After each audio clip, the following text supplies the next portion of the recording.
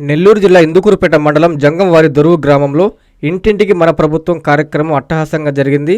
ఈ కార్యక్రమంలో కోవూరు ఎమ్మెల్యే వేమిరెడ్డి ప్రశాంత్ రెడ్డి పాల్గొని గ్రామంలో ఇంటింటి ప్రచారం నిర్వహించారు. ప్రభుత్వం అందిస్తున్న సంక్షేమ పథకాలు ప్రజలకు అందుతున్నాయా లేదా అనే విషయాలను నేరుగా ప్రజలను అడిగి తెలుసుకున్నారు. ఈ సందర్భంగా ఎమ్మెల్యే మాట్లాడుతూ సీఎం చంద్రబాబు నాయుడు ఆదేశాల మేరకు పథకాల అమలు, అభివృద్ధి పనులను ప్రత్యక్షంగా పరిశీలించానన్నారు.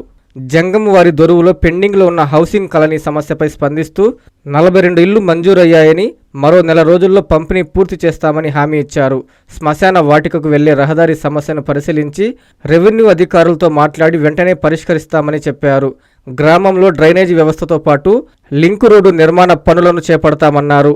గ్రామానికి బస్సు సౌకర్యం కల్పించేలా చర్యలు తీసుకుంటామని, గ్రామీణులు ఈ సదుపాయాన్ని సద్వినియోగం చేసుకోవాలని కోరారు.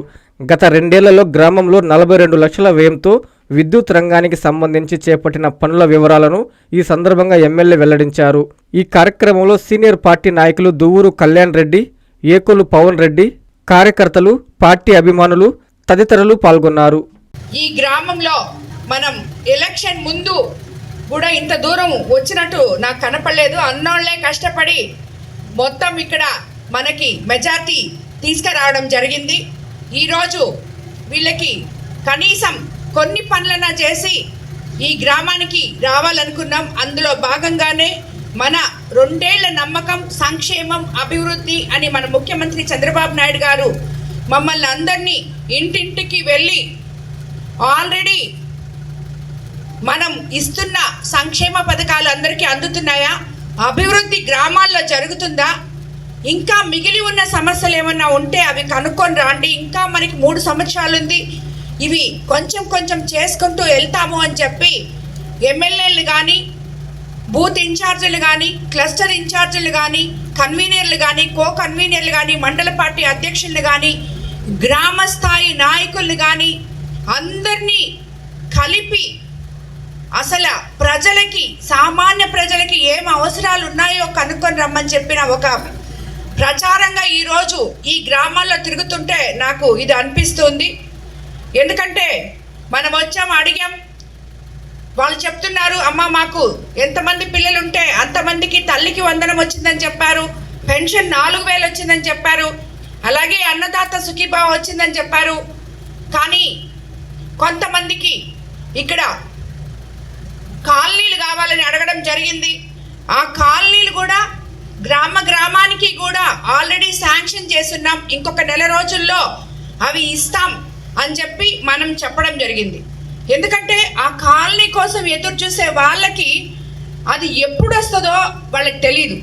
దానికి సమాధానం చెప్పడానికి అక్కడ స్థానిక నాయకులు చెప్పినప్పటికీ వీళ్ళు చెప్తున్నారు ఇంకా రాలేదని, వాళ్ళ మీద కూడా బాధపడే విధంగా ఉంటుంది. ఈరోజు మనం అందరం ప్రజల్లో తిరిగితే మనతోటి మన దగ్గర డేటా పెట్టుకుంటే, ఇప్పుడు ఈ ఊర్లో హౌసింగ్ గురించి ఆ అధికారి వచ్చారు, ఆయన చెప్పారు 42 హౌసెస్ ఆల్రెడీ శాంక్షన్ అయి ఉన్నాయమ్మా, అవి వస్తాయి అని చెప్పారు. అది నాయకులు కానీ నేను కానీ వాళ్ళ ముఖంలో సంతోషం కనిపిస్తుంది. కాబట్టి ఇలాగా ప్రతి గ్రామంలో, అలాగే ఇప్పుడు అన్నవాళ్ళు ఇక్కడ ఒక శ్మశానం ప్రాబ్లం ఉందని చెప్పారు, అది కూడా శ్మశానానికి వెళ్ళే దారి ఎన్నో సంవత్సరాల నుంచి పెండింగ్లో ఉంది అని చెప్పారు. అది కూడా ఇప్పుడే మాట్లాడడం జరిగింది. అందరితో మాట్లాడి ఎంఆర్ఓ అధికారులతోటి అలాగే నాయకులతోటి కూర్చోబెట్టి మాట్లాడి దాన్ని కూడా తప్పకుండా చేస్తామని చెప్పి కూడా నేను తెలియజేసుకుంటున్నాను. అలాగే ఇక్కడ డ్రైన్స్ మెయిన్ ప్రాబ్లం అని చెప్పారు, అవి కూడా రాబోయే రోజుల్లో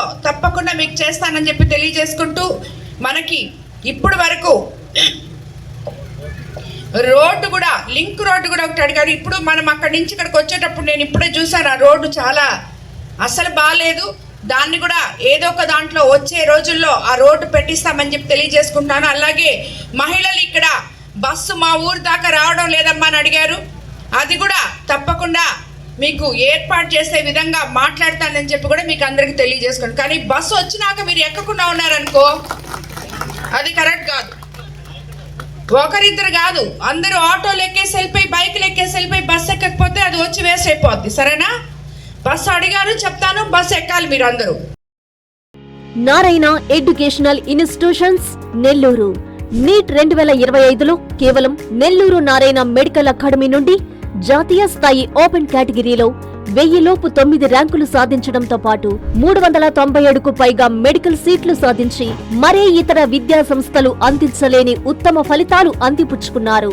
నీట్ లాంగ్ టర్మ్ బ్యాచ్ కు జూలై 13 నుండి క్లాసులు ప్రారంభం. సంప్రదించండి Nellore Narayana medical academy. Hi Nilor, please subscribe to N3 TV.